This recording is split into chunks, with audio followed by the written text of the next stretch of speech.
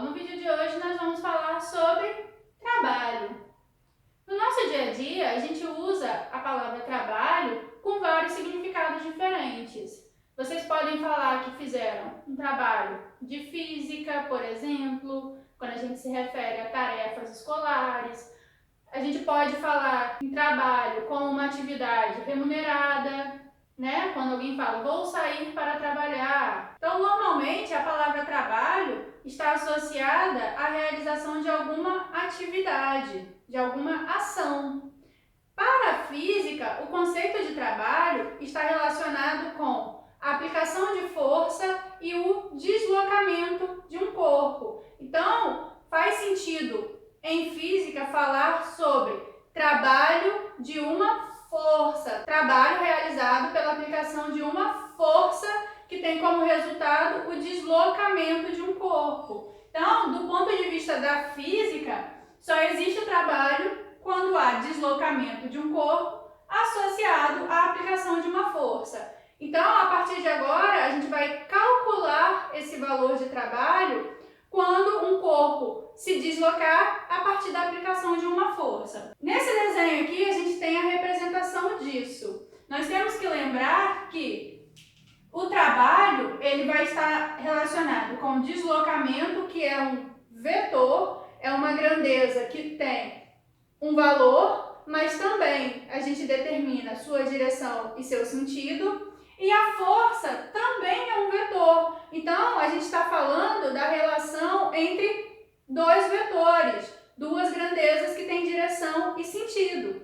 Portanto, esse trabalho ele vai ser o produto desses vetores e ele vai ser um escalar. Então, a grandeza trabalho, que a gente vai calcular a partir de agora, essa medida de trabalho do deslocamento de um corpo a partir da aplicação de uma força, vai ser um escalar. Ou seja, a grandeza trabalho, ela tem um valor, mas ela não tem direção e sentido. Ela só tem o valor associado a essa medida, tá? É uma grandeza que não tem direção e sentido, diferente da força e do deslocamento, que são vetores. Se essa grandeza escalar depende da medida de dois vetores, a direção e o sentido desses vetores vão ter que ser levados em conta. Então, o valor do trabalho ele vai depender da força vezes o deslocamento, vezes a distância que o corpo se deslocou, multiplicado pelo cosseno do ângulo entre esses dois vetores,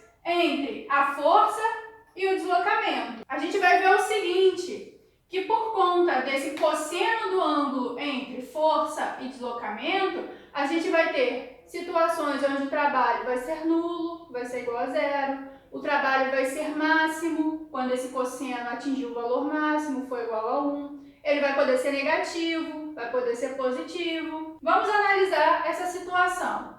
Se a gente tem um corpo onde está sendo aplicada sobre ele uma força, por exemplo, essa setinha vermelha aqui, onde ela não está nem na horizontal, nem na vertical. Ela está um pouquinho deslocada, ó. Ela faz um ângulo entre a horizontal.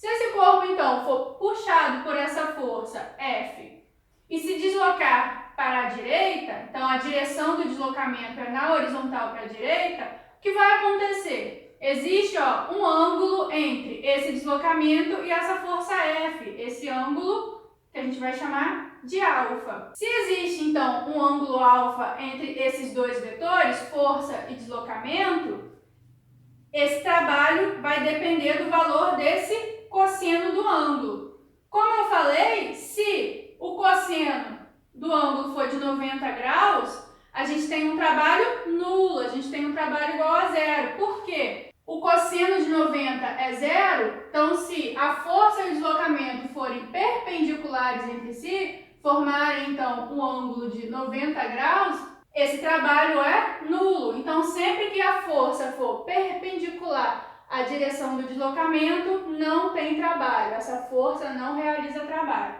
Trabalho é nulo. Se a gente tiver valores de trabalho positivos, se a gente realizar essas multiplicações e encontrar o resultado maior que zero, positivo, a gente tem uma força realizando um trabalho positivo, um trabalho que a gente vai chamar de trabalho motor.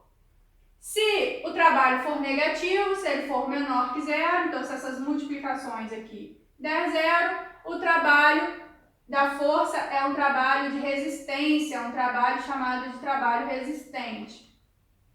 Então a gente pode ter várias configurações aí. Quando a gente tiver uma força que está deslocada por um ângulo qualquer da direção do deslocamento, a gente vai decompor essa força. A gente pode decompor essa força numa Fx e numa Fy, por exemplo. A força que vai realizar trabalho, portanto, é a força que está paralela ao deslocamento. Nesse caso, a componente Fx realiza trabalho.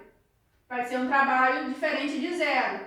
Como ele está no mesmo sentido, vai ser um trabalho positivo. Já a componente Fy, ela é perpendicular à direção do deslocamento. Ela faz um ângulo de 90 graus com o deslocamento. Perpendicular, cosseno de 90 é zero, então Fy realiza um trabalho igual a zero, então ela vai ter um trabalho nulo.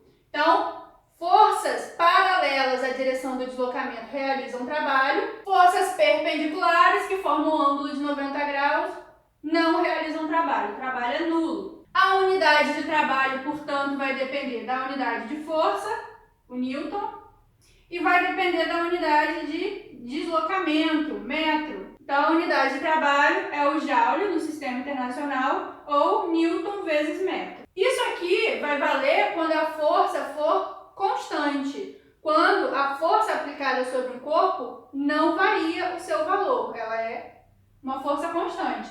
Agora, se a gente tiver uma força variável, uma força que varia em valor, se a gente tiver uma força variável, o trabalho ele vai poder ser calculado a partir do gráfico da aplicação dessa força e do deslocamento do corpo. Então, se a gente tem uma força sendo aplicada em um corpo, onde ela varia de valor, então o eixo Y aqui, o eixo na vertical, está representando essa variação de valores da força.